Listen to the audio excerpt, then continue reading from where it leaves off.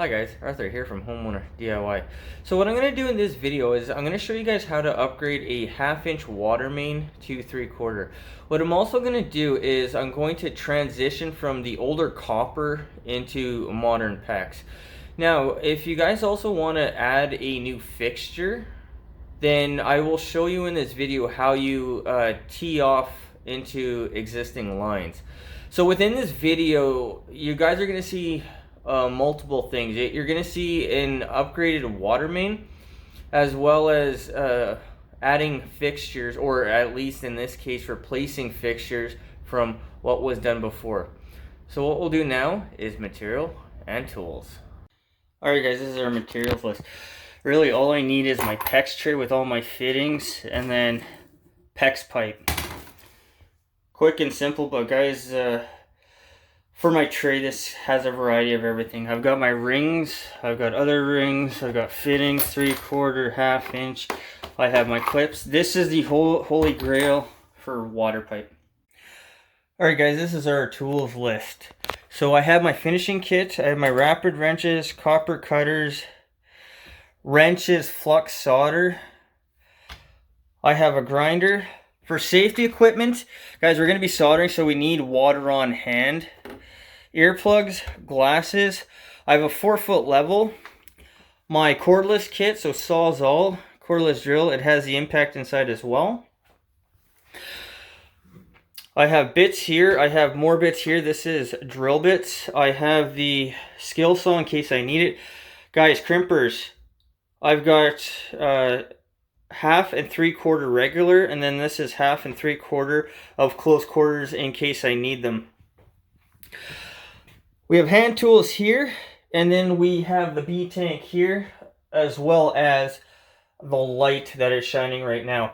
Guys, this is what I think I need to do this job. Alright, so what I'm going to do is I'm going to start marking out what I need to cut out first. And this is going to be a fair bit because I need to be able to run the lines, and then also I need to do the drainage. But what we'll do is we'll start by marking out the very top.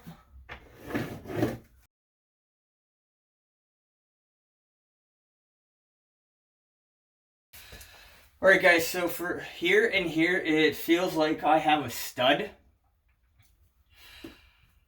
So I'm going to go back here, and then I'll go ahead and then mark the rest of this out.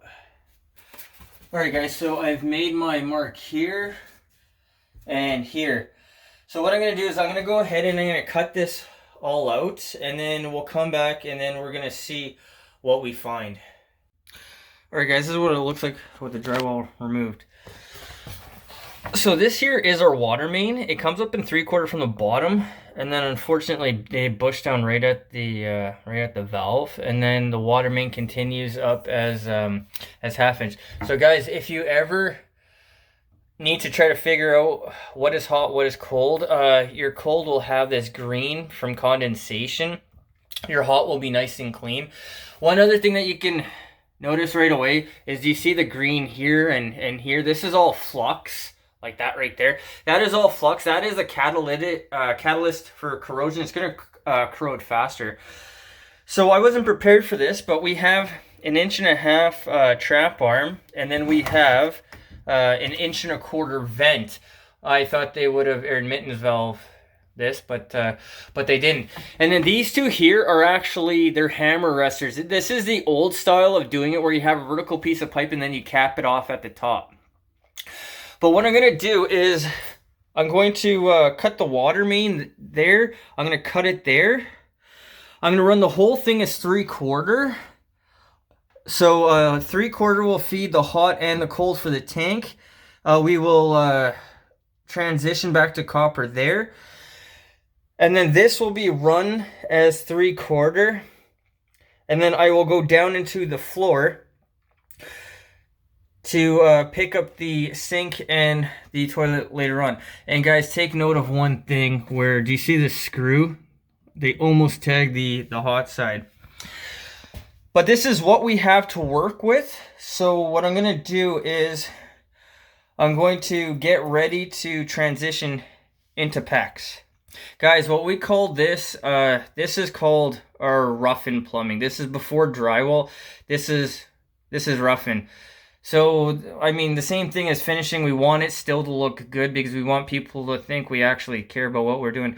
And guys, one other thing here, how the pipe is so close to the edge. There should be a protection plate on this. I don't know if they had them back then, but there should be a metal plate that goes across. So if you do hit the plate, it's going to stop instead of tagging your pipe. Alright guys, so what I'm going to do is I'm going to take my emery cloth, my sandpaper, whatever you want to call it. And while everything is still connected, it's easier to clean it now.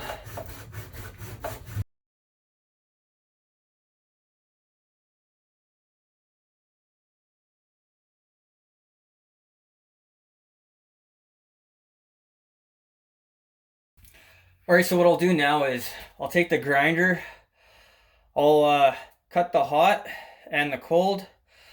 I'll cut the cold at the bottom. Once that is cut, I will unscrew these. And then I'll try to get a little bit of play out of this, try to clean this up.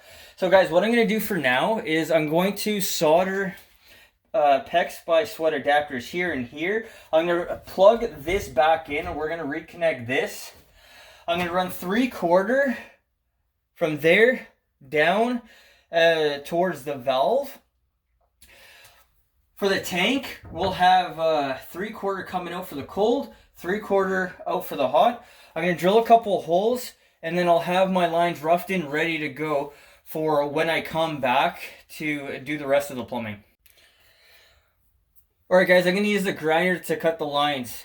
One thing in this case is because it's a smaller space, it's tougher to get copper cutters into it. That's why I prefer to use a grinder.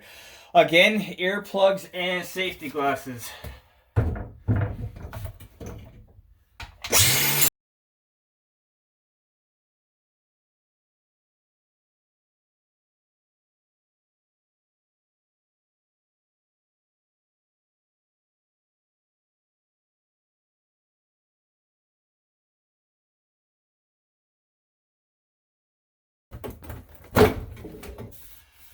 And this is our old style of bumper.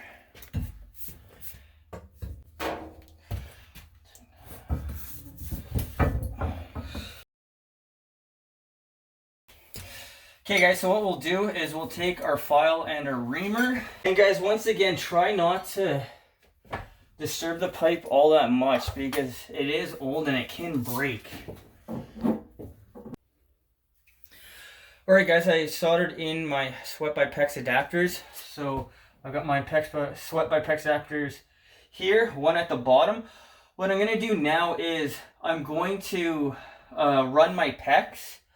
Once the PEX is all crimped on, I'm going to turn the water on to make sure nothing is leaking. It is easier to fix things right now than going back and having to take more stuff off to go ahead and fix a problem that you may have. But guys, also be very thorough about checking your solder joints around the top with a mirror and a flashlight, because it's easier to fix it before you fill it up with water. So what I'll do is I will get my PEX ready to go. Guys, this is the way you want it, with an 1/8 of an inch gap at the top. Alright guys, so I made a mark here. This is where the hole in the drywall is. So all I'm going to do is just hold the fitting up to the middle of the mark and then cut it.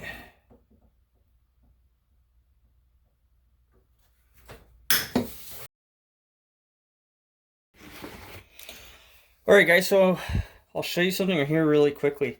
This is called a crimp gauge. It says no go on this side, go on this side. So for the crimp gauge, what you want to do is you want to put the go over your ring and it will fit. Just like that. And if you want to check, you do your no go on the ring as well. And it doesn't fit. That means your crimpers are calibrated. Now, I know mine are calibrated because I can feel for it. I've been doing this for so long. I know the way it feels, but You need to have your crimpers properly calibrated. Otherwise, if your crimps are too loose, they may develop a leak later on. Alright guys, so I've connected the main back together. So the valve comes up from the bottom, from the top of the valve to this section here. This is going to be 1/2 inch. This is only temporary until I can get access to the curb stop outside and shut it off, and then I'm going to do the entire thing in 3/4. This section here defeats everything that I'm doing to upsize the water heater, but this is all I can do right now. So I've teed off my lines, I've capped them off as well. Guys, what I'm going to do now is just turn on the water. This is the time to figure out if you have any leaks, because it's easier to fix it now than figuring this out later on. Alright guys, if you listen to the water main, it's now silent. Once again, when you fill the place, the rule of thumb is always to fill it up very slowly. That way you're not going to shock the system. Otherwise, everything looks good. It's not leaking. So what I did was I went ahead, I drilled down there. I brought up my 2 lines. This will be for the sink and for the toilet later on. Guys, in plumbing, as a rule of thumb, you mark your cold. You can cut it on an angle. The other end down in the crawl space has a second ring just behind the cap to mark the cold. And I was always taught in the trade to mark the cold, not the hot. That's the rule of thumb that I follow. But what I'm going to do now is, because we need to get the laundry back together, I've got this ready to go. I've got this ready to go. So what I'll do is I'll solder that one. I'll show you guys how to solder, or at least how I learned to solder. So I have a space behind the fitting so I can get my flame in without setting anything on fire. Again, I have water on hand ready to go. I've fluxed it, I've cleaned it, everything is ready. Guys, for your solder, I didn't mention this before, but you want Aquasol. Aquasol is lead-free solder. And then guys, once you're done your joint, always go over with a wet rag or a wet piece of paper towel so we don't wind up having green like that.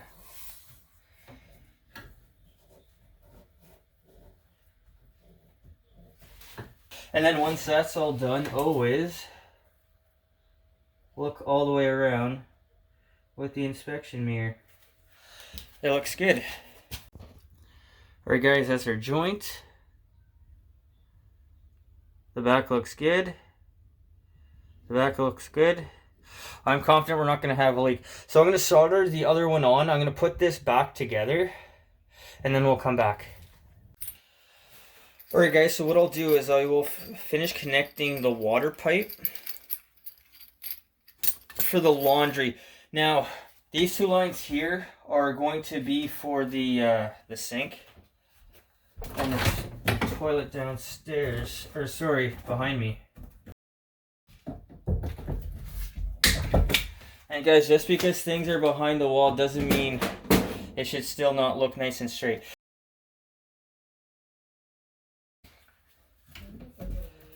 So guys, with water pipe, the name of the game is prefab.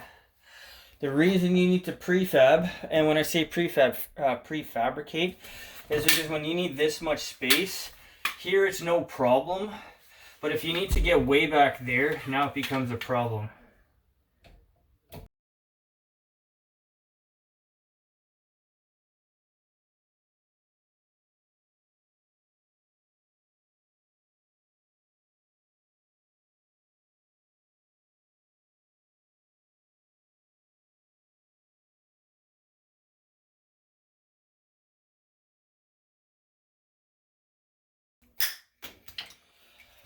Alright guys, so what I'm doing, I'm just taking a piece of 3/4 pipe and I'm going to go over the hot. Whether hot crosses cold or the other way around, it doesn't matter. The reason that we do this is because your cold can start to condensate. And if the 2 are touching, what you can have is a leak due to condensation. So by putting a barrier between the 2, it's going to prevent that from happening.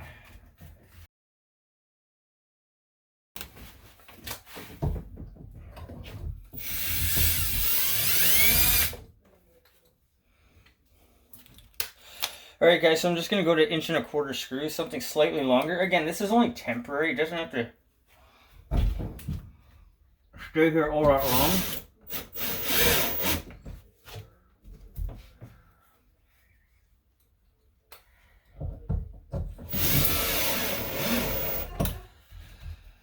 Alright, so that's everything back together. So we have our cold here, we have our hot here. I will put a piece of PEX in between these two for the same reason, just so the hot doesn't touch the cold. But guys, this is our water pipe rough-in for a laundry. If you didn't have one here, you'd be teeing off to an existing line, and then this later on, what we'll do is we'll come back, we'll cut it here, mount our box, and then we'll figure out how we're gonna run our water lines. Alright guys, I almost forgot to put on the Talons. So Talons there. For vertical here in BC, it's 4 feet. For horizontal, it's 30 inches. I prefer 30 inches. It's better to use more clips and less, so we don't have a problem in the future with noise or vibration or anything like that. But otherwise, we are now done up to this point. So what I'm going to do is I'm going to put the drywall back on, and then we are going to start on the water heater. Alright guys, and just like that, we are done. So the material cost on this job, for this small area, the material was about $100. The time on this job, with the cutting out of the drywall and replacing the drywall, and then not doing any drywall work, the time was about 3 hours. So what I did was I upgraded the water main to 3/4. The water heater is going to be fed now by 3/4 and have 3/4 coming off it. And then I also upsized for the laundry, the sink, and the toilet up to 3/4. So now there's going to be a lot better flow than there was before. Guys, I hope you enjoyed the video. I hope you learned something. I hope something here is going to help you when you need to go ahead and do any plumbing work. Guys, until next time, please hit the like button, subscribe, and I'll see you on the next project.